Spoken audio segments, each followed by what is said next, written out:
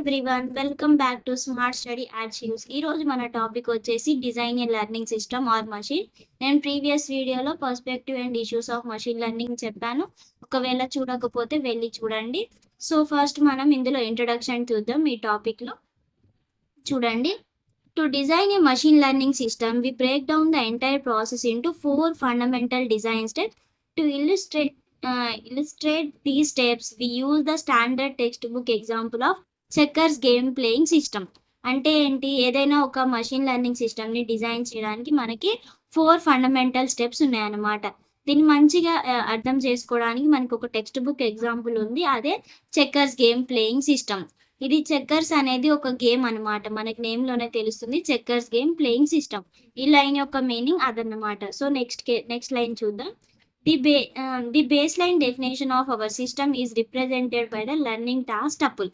అంటే ఏంటి, మనం ఏదైనా ఒక మషిన్ లెర్నింగ్ సిస్టమ్ని డిజైన్ చేసే ముందు ఒక 3 విషయాలను డిఫైన్ చేయాలన్నమాట. ఆ 3 విషయాలు ఏంటి చూడండి. ఫస్ట్ వన్ వచ్చేసి టాస్క్, సెకండ్ వన్ వచ్చేసి పర్ఫార్మెన్స్ మెజర్, థర్డ్ వన్ వచ్చేసి ట్రైనింగ్ ఎక్స్పీరియన్స్ అనమాట. టాస్క్ అంటే ఏంటి, ప్లేయింగ్ చెక్కర్స్ చెప్పానుగా. చెక్కర్స్ అంటే ఏంటి, ఒక గేమ్. ఫస్ట్ టాస్క్ ఏంటి, మనం గేమ్ని ఆడడం, ప్లేయింగ్ చెక్కర్స్. నెక్స్ట్ వన్ వచ్చేసి పర్ఫార్మెన్స్ మెజర్ పి. అంటే ఏంటి, percent of games won against opponents. ఆడి మనం ఆపోనెంట్స్తో గెలవడం అనమాట పర్ఫార్మెన్స్ మెజర్ అంటే. Training experience, playing practice game against itself. మనకి ఏదైనా ఒక పనిలో మనం ఎలా పర్ఫెక్షన్ వస్తుంది, ప్రాక్టీస్ చేయడం కదా. అలానే మషిన్కి కూడా చాలా ప్రాక్టీస్ చేయాలి. అది ప్లేయింగ్ దాంతోనే అది ఆడుకోవడం, ఇట్ సెల్ఫ్ రోబోటిక్స్ లాగా ఆడి అది ఒక ఏమంటాం, ఎక్స్పీరియన్స్ తెచ్చుకోవడం అన్నమాట. దాన్ని ట్రైనింగ్ ఎక్స్పీరియన్స్ అని అంటాం. నెక్స్ట్ వన్ వచ్చేసి, నేను ఇక్కడ 4 స్టెప్స్ ఫండమెంటల్ స్టెప్స్ ఉంటాయని చెప్పాను కదా. ఆ 4 స్టెప్స్ ఏంటో చూద్దాం. ఫస్ట్ వన్ వచ్చేసి చూసింగ్ ద ట్రైనింగ్ ఎక్స్పీరియన్స్.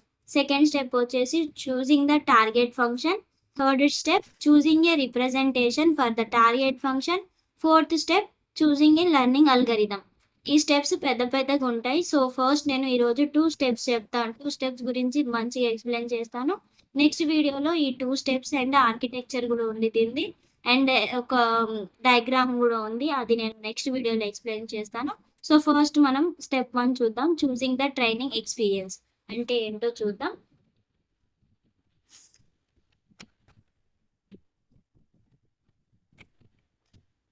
చూడండి, ఫస్ట్ స్టెప్ ఏంటి, చూసింగ్ ది ట్రైనింగ్ ఎక్స్పీరియన్స్ అంటే ఏంటి. The first step is to choose the data experience from which our system will learn. First step ఏంటి, ఇక్కడ ఏ టైప్ ఆఫ్ డేటా లేదా experience మనం మషిన్కి provide చేయాలనేది first step అన్నమాట.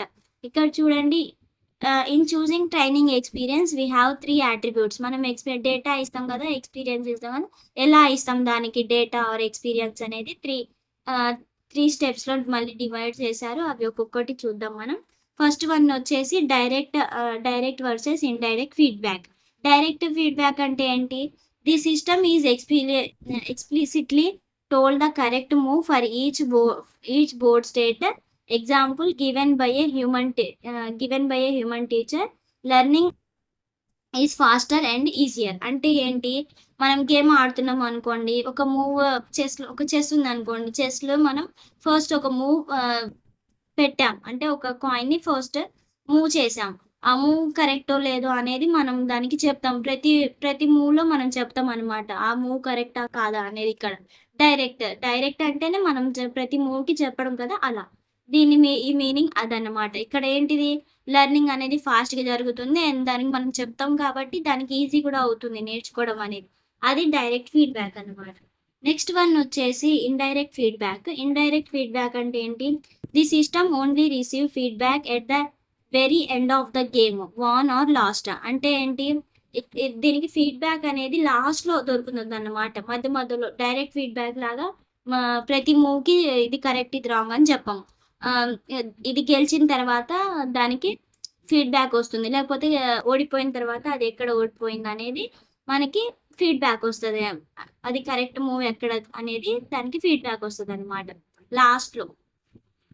నెక్స్ట్ ఏముంది? The system must figure out which specific move along the way led to victory or defeat. This is called the credit assignment problem. అంటే ఏంటి? ఒకవేళ ఇది గెలిచిందనుకోండి, చెప్పడం ఏ మూవ్ వల్ల ఇది గెలిచింది అని. లేకపోతే ఓడిపోయిందనుకోండి, ఈ మూవ్ చేయడం వల్ల ఇది ఓడిపోయింది అని దానికి ఫీడ్‌బ్యాక్ రావడం అనమాట. దాన్నే మనం ఏమంటాం ఇండైరెక్ట్ ఫీడ్‌బ్యాక్‌లో క్రెడిట్ అసైన్మెంట్ ప్రాబ్లమ్ అంటాం. దీన్ని మీరు ఎగ్జామ్‌లో అండర్‌లైన్ చేయండి. సరేనా? నేను చేసినట్టు. ఓకేనా? నెక్స్ట్ స్టెప్ చూడండి. డిగ్రీ ఆఫ్ కంట్రోల్ అంటే ఏంటి? ఇందులో కూడా 2 ఉన్నాయి మనకి. Learner controlled. The system generates its own moves to explore new strategies without any supervisor. దీనికి చెప్పాల్సిన అవసరం లేదు. దానంతట అదే స్ట్రాటజీస్‌ని ఏమంటారు? స్ట్రాటజీస్‌ని జనరేట్ చేసుకుంటుంది. అదే మొత్తం నేర్చుకుంటుంది. దీనికి టీచర్ కావాల్సిన అవసరం లేదు. ఇది సూపర్వైజర్ అంటే టీచర్ ఎవరైనా ఉండాల్సిన అవసరం లేదనమాట. దాన్ని మనం లెర్నర్ కంట్రోల్డ్ అంటాం. నెక్స్ట్ వన్ వచ్చేసి టీచర్ కంట్రోల్డ్ అనమాట. టీచర్ కంట్రోల్డ్ ఏముంది? A teacher provides a sequence of training boards and the detailed move for the system to mimic. నేను ప్రీవియస్ దాంట్లో ఏం చెప్పాను లెర్నర్ కంట్రోల్‌లో అక్కడ దానంతటా అదే నేర్చుకుంటుంది. కానీ ఇక్కడ ఏం కావాలి? సీక్వెన్స్ ఆఫ్ ట్రైనింగ్ డేటా అనేది ప్రొవైడ్ చేస్తుంది. దాన్ని మనం టీచర్ కంట్రోల్డ్ అని అంటాం.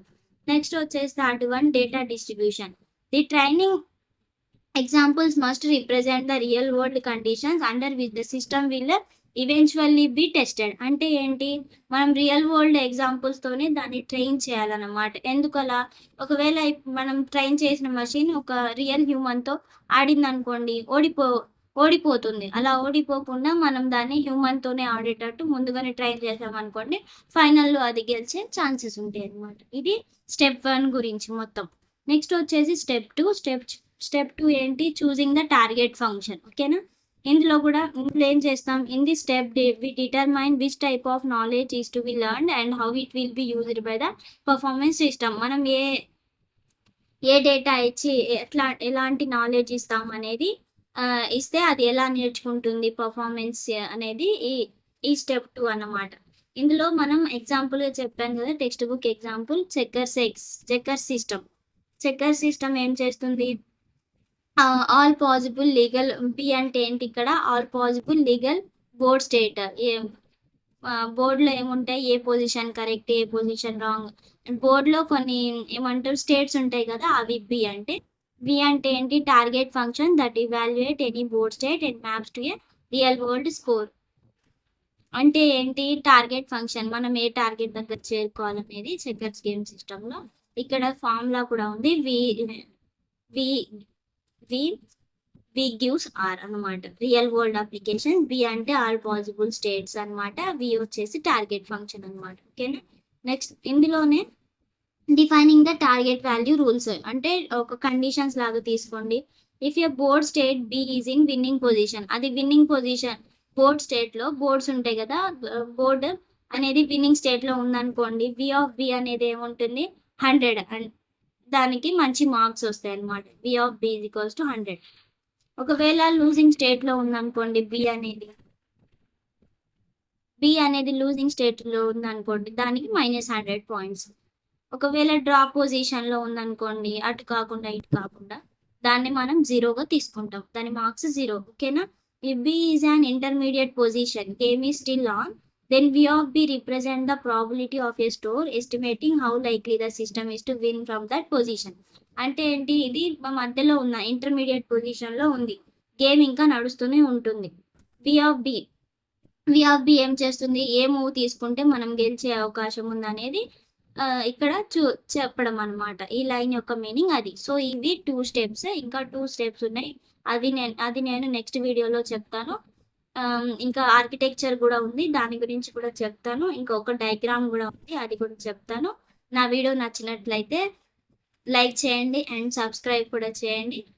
Thank you for watching my video. By.